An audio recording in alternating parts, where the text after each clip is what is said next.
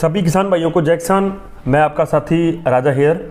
साथियों, जैसे कि रोज़ अपने इस टाइम फसलों के भाव के ऊपर चर्चा करते हैं, आज भी अपने मुख्यतः नरमे के ऊपर, सरसों के ऊपर, गवार के ऊपर थोड़ी चर्चा मूंग के ऊपर करेंगे। साथियों, जैसा कि आप सबको पता कि सरसों के अंदर सबसे पहले सरसों की चर्चा करें उससे पहले मैं दोबारा आपसे ये निवेदन करूंगा, लगभग बाकी चैनलों वाले भाई, बाकी लोग सारे ये निवेदन करते हैं कि हमारा चैनल लाइक करो, सब्सक्राइब करो, उसको शेयर करो, फॉलो करो।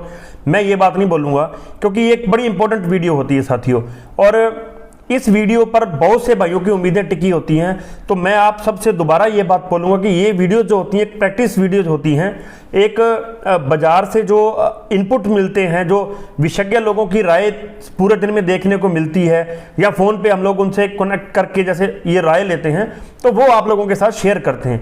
उससे क्या होता है, सिर्फ बाजार का एक रुख कैसा है वहां तक इसको अगर सीमित रखा जाए तो ज़्यादा बढ़िया है।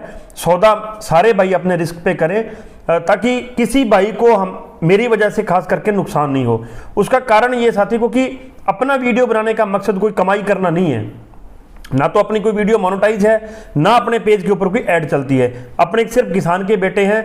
कोशिश ये रहती है कि किसान भाइयों तक फसलों के रेट पहुंच जाए और बाजार की दिशाएं कैसी हैं ये चीज़ पहुंच जाए। तो आप सबसे निवेदन है कि सौदा सारे भाई अपने रिस्क पे करें। तो शुरू करते हैं साथियों अपने बात सरसों से। तो सरसों के अंदर साथियों, जैसा कि पिछले कुछ दिनों से गिरावट बनी हुई थी, आज भी कोई सुधार की इतनी बड़ी गुंजाइश सरसों के अंदर नहीं देखी गई।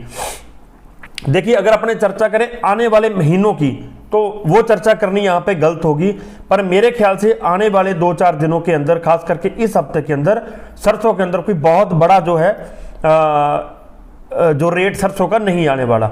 उसका कारण ये साथियों क्योंकि त्यौहार चले गए।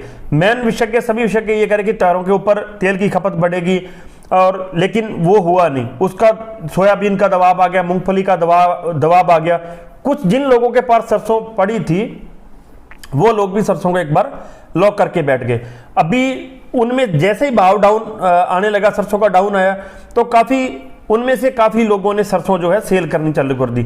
जैसे बाजार के अंदर सरसों आई तो फिर उसके रेट के ऊपर ब्रेक लगना जो था, वो रेट के ऊपर ब्रेक लगा, और वो ब्रेक अभी भी लगा हुआ है। अब आने वाले महीनों में क्या होगा ये बात अपने यहां से नहीं कह सकते क्योंकि सरसों के ऊपर बहुत सी पाबंदियां हैं, सरकार की मॉनिटरिंग के अंदर है। सरकार को तेल का रेट जो है उसको कंट्रोल में रखना है, और ऐसी कुछ बातें हैं। तो उसके चलते सरसों दबाव के अंदर है। आने वाले 3-4-5 दिन के अंदर सरसों के अंदर कोई बहुत बड़ा तेजी जो है देखने को नहीं मिलेगी साथियों। बात करें नरमे की साथियों, दीपावली तक नरमे के किसानों की बल्ले बल्ले थी। सबको बहुत अच्छा रेट मिल रहा था, सारा कुछ अच्छा था। उस टाइम भी मैंने ये बात बोली थी, मैंने कल वाली वीडियो में भी बोली थी कि एकदम से अचानक कॉटन के अंदर इतनी तेजी आना स्वाभाविक नहीं थी। वो एकदम से जो तेजी आई वो किसी प्लान के तहत आई थी साथियों। और अभी जो रेट इसका चल रहा है वो भी एक प्लान के तहत रेट को रोका गया है।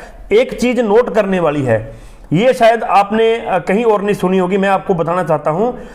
रेटों के अंदर लोकल मंडियों के व्यापारियों की भागीदारी बहुत बड़ी है। इस चीज को आपको याद रखना पड़ेगा, हमको भी याद रखना पड़ेगा, और हमें जागना पड़ेगा, किसान कौम को जागना पड़ेगा।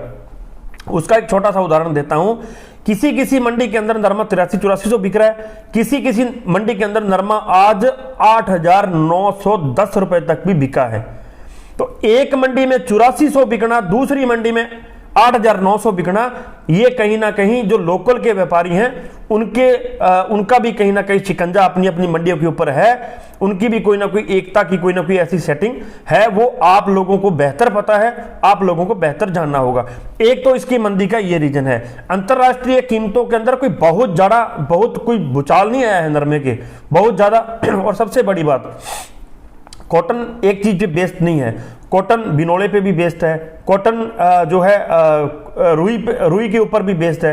तो तेल के अंदर भी जो इसका वो जो बिनोला बनता है उसके ऊपर भी, और जो खड़ बनती है उसके ऊपर भी बेस्ड है। तो कॉटन से 2-3 चीजें अटैच्ड हैं। अगर एक बिनोले के अंदर एकदम से जो है ये गिरावट आ गई बिनोले के अंदर, तो उससे बहुत ज्यादा कॉटन डाउन नहीं जाना था। और आज भाव रुके नहीं है, भाव थोड़े से सुधरे भी हैं। कि कुछ कुछ मंडियों के अंदर 50 रुपए 100 रुपए, कुछ मंडियों के अंदर 100 रुपए से 200 रुपए का जो भाव है उसके हमें सुधार जो देखने को मिला है साथियों। अब मेन बात करें आने वाले दिनों में कॉटन का क्या होगा। देखिए कॉटन की जो आवक थी एकदम से आवक बढ़ने लगी, जैसे भाव 6500 से चालू हुआ तो आवक आनी स्वाभाविक थी।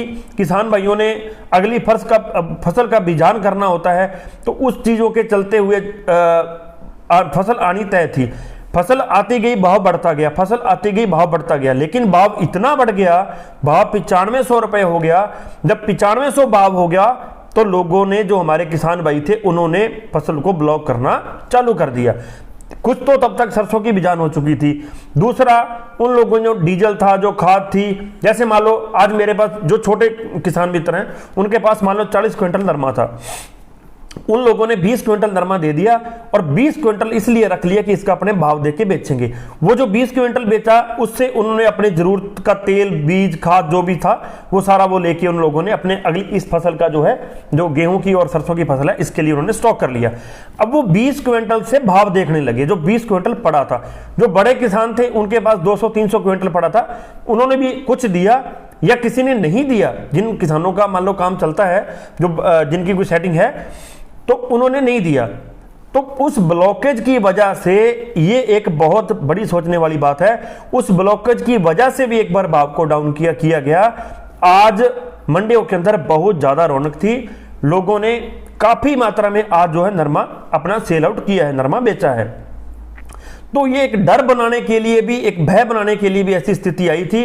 लेकिन नरमे के अंदर हाल फिलहाल के अंदर तेजी एकदम से आने की कोई संभावना नहीं है। अगर कोई ये कहे आपको कि 4 दिनों के अंदर या 3 दिनों के अंदर नरमा 9500 हो जाएगा, तो वो कोई सही बात नहीं है। वो वही बातें हैं जो पेपर वालों ने, अखबार वालों ने लिखा था कि नरमा 12,000 बिक गया, नरमा 15,000 बिकेगा, वो सिर्फ वही बातें हैं। अभी एकदम से नरमे में अभी आज की एक बात बताऊं, एक साथी मिला, वो बोला कि मोदी जी ने तेल का रेट कम कर दिया, पंजाब ने कम कर दिया, राजस्थान वाले भी तेल का कम करेंगे, जब रेट कम करेंगे तो फसलों के रेट कम होंगे। यानी कि वो कुछ ज्ञान देने वाले लोग होते हैं जिनको अपने डेढ़ सियाने बोलते हैं, गांवों की भाषा के अंदर डेढ़ सियाने लोग बोलते हैं। तो ऐसे लोग भी आपको बहुत से मिलेंगे। लेकिन नरमे के अंदर 1000-1500 रुपए का एकदम से ड्रॉप डाउन या रेट डाउन अपने को देखने को नहीं मिलेगा साथियों। इसमें कहीं घबराने की जो है जरूरत नहीं है। रेट मेंटेन्ड है, आज थोड़ा सा रेट बना है, पॉजिटिव रुख की ओर बना है। आने वाले 1-2 दिनों के अंदर अपने को और स्थिति जो है वो साफ हो जाएगी। पुनः निवेदन करूंगा, आप अपना सौदा जो है अपने रिस्क के ऊपर करें साथियों। मूंग की बात करें तो मूंग के अंदर कोई बहुत बड़ी तेजी नहीं है साथियों। उसका मैं आपको एक छोटा सा कारण बताता हूं। वीडियो लंबी हो रही है लेकिन कारण बताना बहुत जरूरी है। मूंग की सरकारी खरीद शुरू हुई, लेकिन इतने नखरे हैं सरकारी खरीद करने वालों के कि सोने जैसा मूंग जो है, सोने जैसे मूंग को भी वो लोग रिजेक्ट कर रहे हैं, क्वालिटी के नाम पे, मॉइस्चर के नाम पे, कभी किसी चीज के नाम पे, कभी कालेपन के नाम पे। तो उनका जो रिजेक्ट करना है वो प्राइवेट व्यापारियों को भा रहा है, किसानों की कमर तोड़ रहा है। जब तक सरकारी खरीद प्रॉपर तरीके से चालू नहीं होती, मूंग के अंदर तेजी नहीं आएगी। इसके लिए आप लोगों को जागना पड़ेगा। ये मेरे को बताने की जरूरत नहीं है, क्योंकि जब सरकारी खरीद चालू होगी तो दबाव बढ़ेगा, दबाव बढ़ेगा तो जो लोकल के व्यापारी हैं उनको मजबूरन जो है मूंग तेज लेना पड़ेगा। और मैं आपसे वादा करता हूं, यही मूंग जो आपका आज नहीं बिक रहा, एमएसपी के ऊपर 7400-7500 के ऊपर नहीं बिक रहा, किस चीज को लेके कि ये मूंग काला है, ये मूंग आप प्राइवेट बेचोगे 6500 को, और यही 6500 वाला मूंग व्यापारी एमएसपी पर तुलाएंगे और उनका तुलेगा, कोई भी नखरे नहीं करेगा, क्योंकि उनके अंदर एकता है, यूनिटी है, वो लड़ाके हैं। अपन लोग जो है एक होके लड़ नहीं रहे। तो यही इसका फंडा है। मूंग का तो मेन फंडा यही है कि जब तक सरकारी खरीद चालू नहीं होती, मूंग के अंदर कोई एकदम से बड़ा सुधार आने की उम्मीद नहीं है साथियों। बात करें गवार की, कल ग्वार के अंदर थोड़ा पॉजिटिव रुख देखा गया था, लेकिन आज भी ग्वार के अंदर वही स्थिति बनी हुई है। वही त्योहारों का एक नशा जो मार्केट के ऊपर रहता है वही देखने को हमें मिला है, और बहुत ज्यादा कोई तेजी जो ग्वार के अंदर भी देखने को नहीं मिली साथियों। लेकिन भाव जो है वो मेंटेन्ड है, भाव अभी वही है, कोई ज्यादा गिरा नहीं है। लेकिन ग्वार के साथियों को मैंने पहले भी बोला था, मैं अभी बोल रहा हूं कि उम्मीद है ग्वार का भाव जो है आगे जाएगा। ग्वार की क्रॉप जो है वो बहुत ज्यादा कमजोर है, एकदम से नहीं जाएगा, 12-15 हजार नहीं होगा, ये मैं आपको बिल्कुल बताना चाहता हूं। लेकिन आज जो 6500-7000 के घरों में बिक रहा है वो 7000 से 8000 के घरों के अंदर, 7500 से 8000 के घरों के अंदर ग्वार आगे आने वाले टाइम के अंदर बिक सकता है। बाकी लगभग अभी आवक बहुत कम है सभी मंडियों के अंदर ग्वार की, तो उसकी वजह से भी ग्वार की जो है एक बार पूरी स्थिति को अपने समझ नहीं सकते। पूरा ग्वार का आने वाले 2-4 दिनों के अंदर ग्वार की पिक्चर साफ होगी, लेकिन ग्वार के अंदर तेजी कहीं ना कहीं दिखाई साथियों दे रही है। बात करें अपने फसलों के भाव की आज, तो सरसों का भाव जो विजयनगर के अंदर आज 7071 रुपए रहा, गोलूवाड़ा के अंदर 7102 रुपए रहा, एलनाबाद के अंदर 7050 रुपए आज सरसों बिकी है साथियों।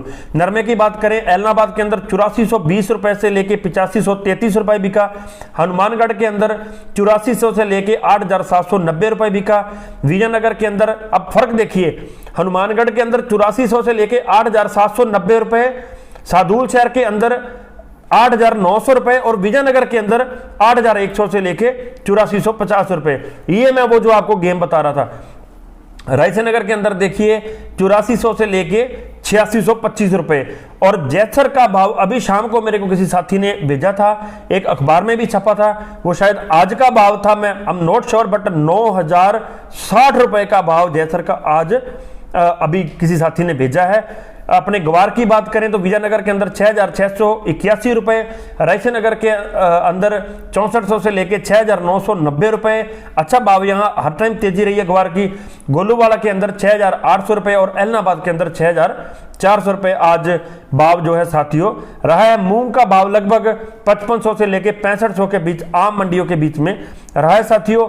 मिलेंगे कल फिर इसी टाइम। किसान एकता जिंदाबाद।